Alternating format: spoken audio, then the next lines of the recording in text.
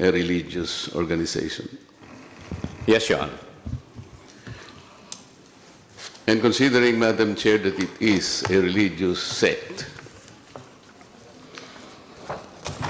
and I believe the CHR knows that several thousands of PNP members troop to their compound and stayed there for several days, and I think up to today they're still there. Did you happen to investigate whether there are civil rights violated by the members of the PNP in encamping in their compound? Thank you, Your Honor. Yes, the Commission is investigating the incidents concerning the KOJC, Your Honor. What did you find out initially? The field or our regional office is still conducting its investigation, and we expect the regional office to submit its recommendation the soonest, Your Honor. And yes, I agree with you that there are several rights that may be involved here, one of which is, as you mentioned, the religious freedom of the KOJC members, and there may be other civil liberties that may be affected, Your Honor. Yes, and earlier, Madam Chair, we noted that the CHR acceded to one of our interpellators' proposition that preventive is the better side of the CHR's function, correct? Yes, Your Honor. And before everything else happened, like what you said, that there might have been several acts already done in violation of their civil and political rights, did you not bother to at least post some of your members or anybody there even before the events unfolded so that we could have prevented most of it, if not all? We had, Your Honor. In fact, we assigned at least 3 investigators in the area, Your Honor, as early as September 1. Did they have the power to restrain or even advise the members of the PNP as to the action that they should do in relation to possible violations of their political and civil rights? They have no power to prevent, Your Honor, but they can advise the state actors. Did they advise the state actors? Yes, Your Honor. In fact, And what did the state actors do after being advised? and as we all know, Your Honor, they proceeded. Considering, Madam Chair, that it is a religious denomination, I would surmise that the worship services were interrupted. Some activities connected with the religious belief might have been interrupted. And these are serious violations of their political and civil rights. Maybe like marriage are being celebrated in that compound, baptism probably, anything you might think, activities that is related to their faith. And today, that is still existing. I think they're still prevented from doing that. What does the CHR intend to do or have done in the first place? Our regional office, Your Honor, is currently investigating the situation, monitoring the situation, and in fact, we already... Investigating and monitoring, Mr. Chair, different ones, Your Honor. is not good enough. Considering the unfolding of events in several days and continuing up to today, I think CHR should do something because we need to protect them. Protecting their human rights is the center of the function of the CHR. Am I correct? Yes, Your Honor. But before the Commission acts on the situation and to perform whatever is necessary, we have to conclude our investigation.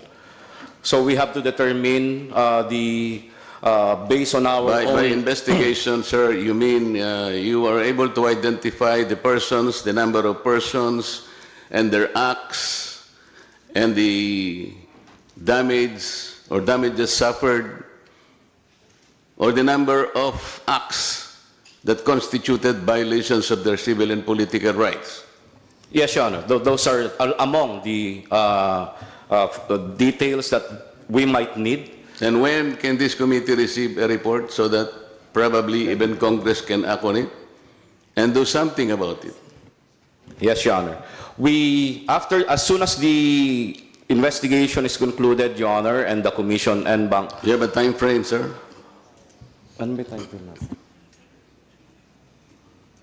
I'm sorry for being insistent, but this is violation of civil and political rights. You need to protect people. We understand, Your Honor. That's why we directed our regional office to expedite the investigation. In fact, the region already submitted a few recommendations on a few rights involved. And as we know, the incident is continuing as of the moment, and we cannot finish.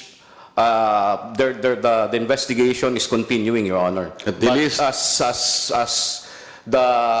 as the regional office concludes one issue, they are required to submit it to the Commission. Yes, while you are doing the investigation, at least you should have done something to prevent further violations of human rights. Because hindi na po matitigil, baka hindi na rin matigil ang pag-iimbestiga ninyo.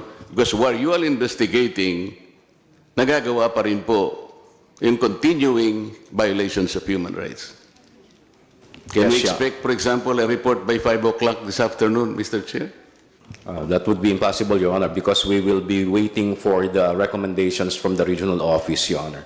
But So 5 o'clock tomorrow morning? Or 5 o'clock 3 days later? Perhaps, Your Honor, after the September 10 meeting of the Commission and Bank, we may have decided on a certain matter. That will be 1 week from today. Yes, And Your we are expecting that there are a lot more violations will happen. Am I correct? Yes, Your Honor. Okay. A while ago, red tagging was mentioned, Mr. Chair. Yes, Your Honor. In the phrase red tagging, who is red? What is red? Red pertains to the communist, Your Honor. Can you be more specific? The CPP, NPA, NDF, Your Honor. Okay. Why would a person or a group be tagged as sympathetic to the red? Why? Well, I think that should be answered by the appropriate agency of the government, Your Honor. Yes, but you committed to study further. Yes, Your Honor. And so probably today, you might have an inkling as to why a person could be tagged as red as well. Actually, Your Honor, there If you are are sympathetic with the Reds, you can always be tagged as one of them, correct?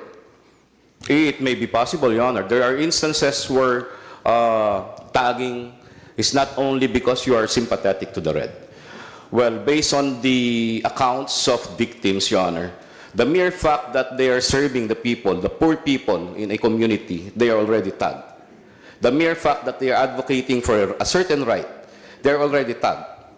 So it depends on it's not up to the Commission to answer the question, Your Honor. It's up to the government agencies involved in the I'm tagging, raising Your this point, sir, because they can use a defense that we are only trying to help people.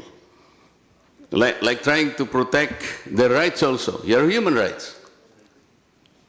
This representation, for several days already, is fighting for the rights of ABS-CBN workers who have been denied of their rights to compensation, as already ruled by the Supreme Court by way of execution.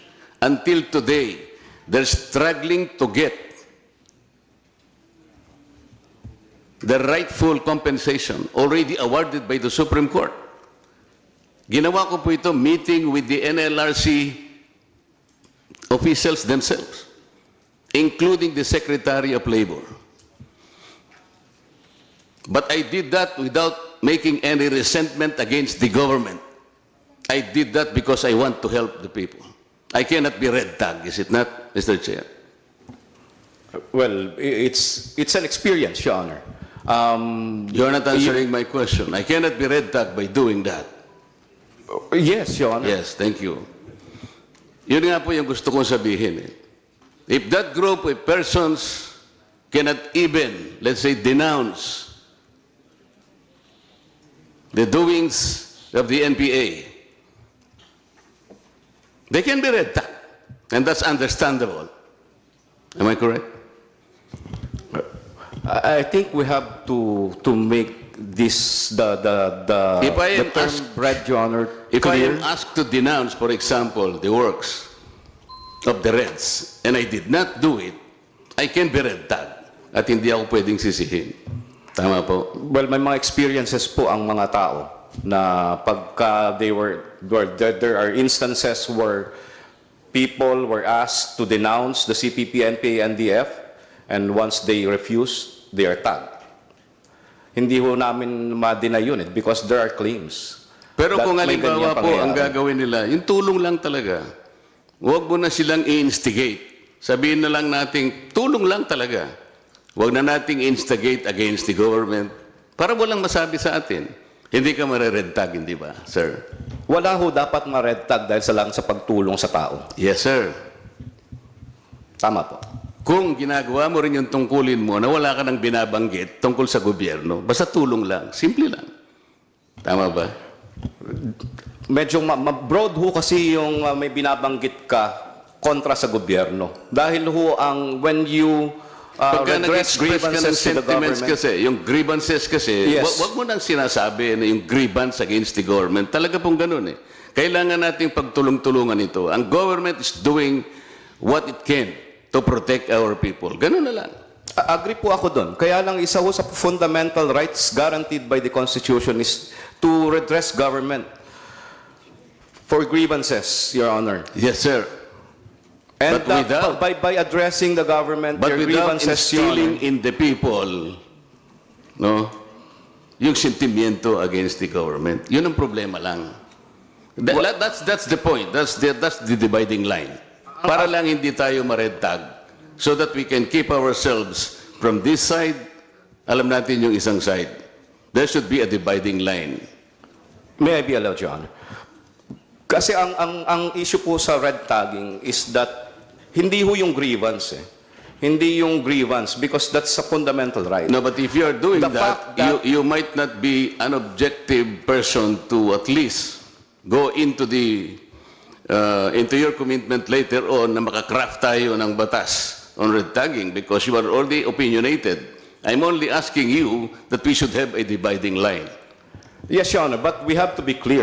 What is red? We are very clear about red, it. red is Excuse me. communism, Your Honor. And the mere fact that you are espousing the ideology of communism does not mean you are violating any law.